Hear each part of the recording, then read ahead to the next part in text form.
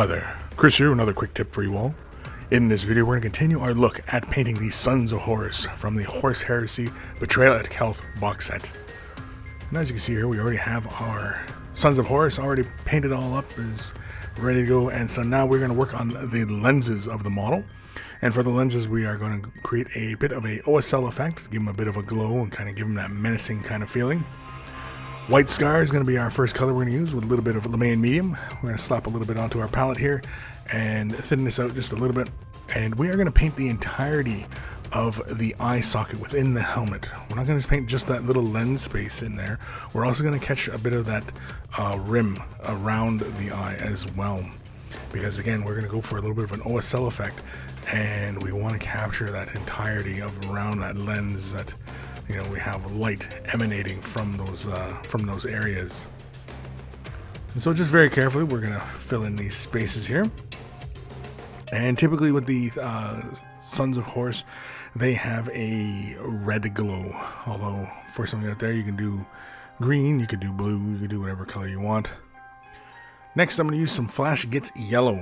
I'm going to throw this right into the lens space of the eyeballs themselves, using, of course, a little bit of medium to thin it down. For some of you out there, I prefer medium over water, as you maintain more control over the paint as it's being thinned down. You may have to apply more than one coat, but that is fine because, again, more coats in a thin process give you a much smoother finish as long as you alternate your brush strokes around. Little spaces like this, though, you don't have to worry too much about that. Just as long as they're not getting chunky or anything, or filling up any kind of gaps or anything like that within the model. Next, we're going to come in with some bloodletter glaze. We're going to apply this fairly heavily into the eye sockets, and we're going to allow it to pool up, essentially, right up into the entirety of the eye socket. You can see here, we just simply fill it right in, get it all in there. And really quickly, before it dries, make sure we get it all surfaces covered there. Before it dries, I tend to wipe my brush off really fast and rinse it off, and then come in with it all clean like and such, and then draw out the excess ink from the eye. And this is a really kind of quick way, and you can leave the model in this fashion because we threw down that yellow, and this red orange is already at play with that the yellow underneath. You get this gradient, and you can see here it's kind of like feathering, really, essentially, is what it's kind of like. And as you can see here, you can see how it has the red gradient all the way down to that yellow, and it gives you your color transitions in there, and it's a really fast way. And you can leave it like that if you want. If you are happy with how the lens looks at that point, you know, feel free to stop. For the OSL, it's pretty straightforward. We're going to come in with some Evil Sunz Scarlet with a very heavy helping of medium. We're just using a little bit of the paint itself, taking it down to a glaze consistency. This is really, really thin. When you're drawing it out on your palette, you can see like light passes right through the color. It's almost non-existent, and that's what you want. And you basically are going to just draw a little crescent shape underneath the lens of the eye, not onto the eyebrow itself or into the back of the cheek or anything like that, because essentially the way the helmet is designed, it would kind of stop that kind of light from hitting up into those areas.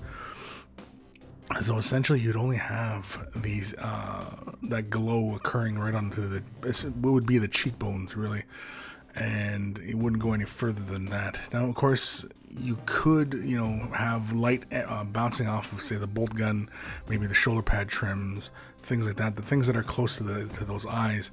But I didn't really feel it necessary, as I really didn't want this thing feeling like, you know, like they're big headlamps or something like that, it's just emanating all sorts of light. I just wanted this sinister kind of glow appearance to the model, and because the model is dark and it's got this dark green color to it, I figured this would be an excellent opportunity to have that kind of sinister glow to the eyeballs.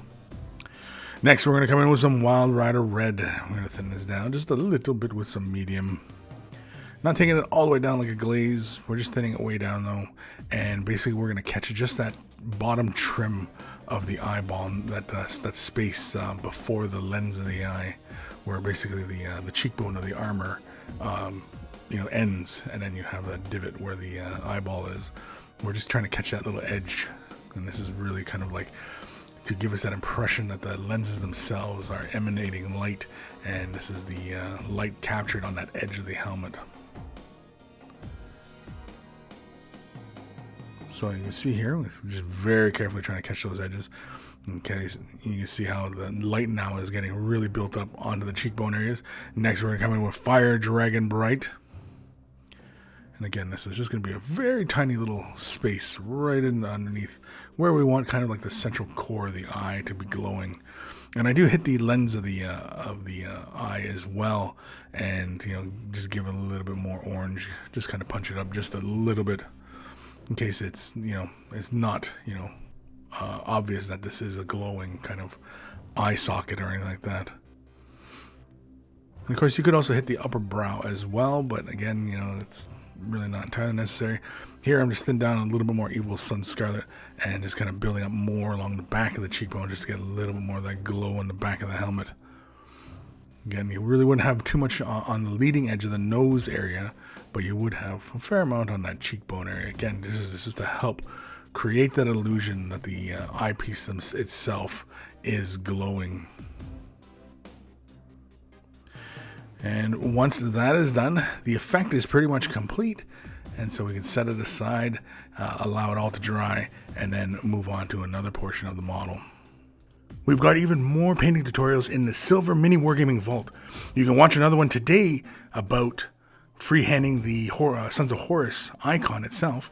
Just click the link in the video description below and watch it right now. If you don't have the MiniWarGaming Vault membership, you can click the link and sign up for a 7-day trial. Free trial, excuse me.